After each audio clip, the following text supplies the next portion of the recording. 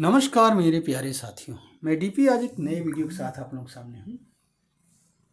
अभी धनतेरस का त्यौहार गुजरा है और धनतेरस के बाद में नरक चतुर्दशी हुई है। फिर उसके बाद में दिवाली का त्यौहार हम लोगों ने मनाया। आज हम लोग दिवाली मना रहे हैं। पहली बात तो सभी को दिवाली की शुभकामनाएं, अनेक अनेक शुभकामनाएं। अब आप लोग ये सोच रहे होंगे कि धनतेरस दिवाली के त्यौहार हैं और इसमें ये क्यों रखा गया है, ये गोल्ड क्यों दिखाया जा रहा है। तो यहाँ पर मेरा एक प्रश्न है।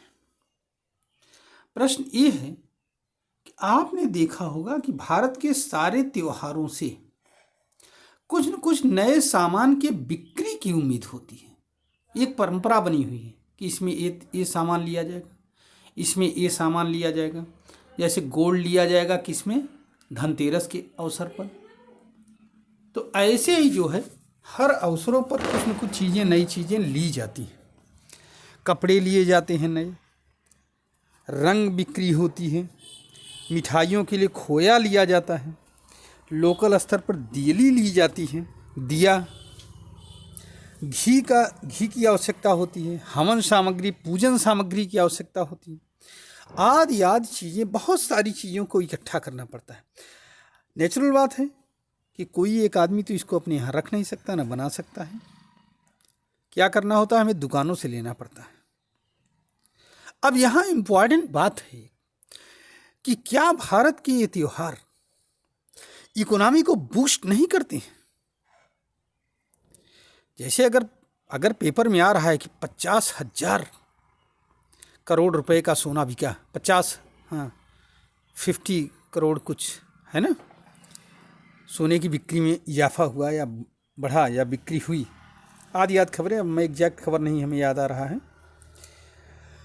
तो ये जो आता है बार बार कि इतने रुपए का सोना बिका, इतने रुपए की चांदी बिकी, मार्केट ने इतने रुपए का व्यापार किया, अचानक मार्केट में गतिविधियां बढ़ जाना त्यौहार के समय में, चाहे होली हो, दिवाली हो, ईद हो, कोई भी त्यौहार हो।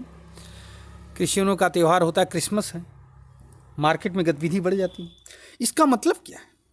इसका मतलब यह है कि इन त्योहारों का रिलेशन कहीं ना कहीं हमारे इकोनॉमी बूस्ट से भी है कि 6-7 महीने में जो इकोनॉमी में मंदी आ जाती है, उस चीज़ को दूर करने के लिए हम त्योहारों की सहारा ले लेते हैं और आर्थिक गतिविधियां जो मंद पड़ जाती हैं एकाएक बढ़ जाती है। अब फिर हम लग जाएंगे किसी और काम के लिए। तब तक खिचड़ी का त्यौहार आ जाएगा, मकर संक्रांति का, उसमें कुछ चीज़ें ली जाती हैं। तब तक फिर जो है होली आ जाएगी, उसमें बम्पर खरीदारी और दुनिया भर चीज़ें शुरू हो जाती हैं।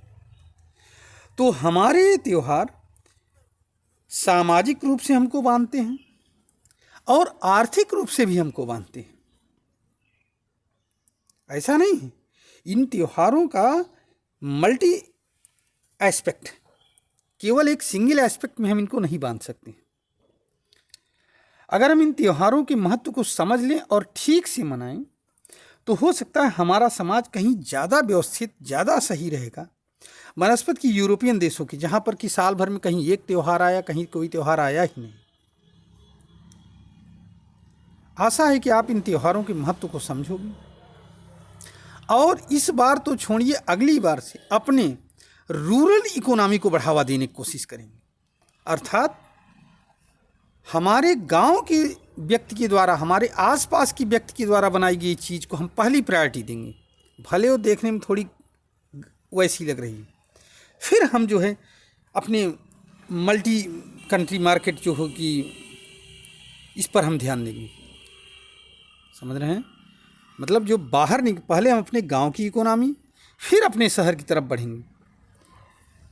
समझ रहे हैं? तो इससे जो है मुझे उम्मीद है कि हमारा समाज ज़्यादा खुशहाल होगा। धन्यवाद। आप लोग आराम से दिवाली मनाइए। दिवाली की फिर से एक बार ढेरों शुभकामनाएं। नमस्कार, जय हिंद, जय भारत, वंदे मातरम।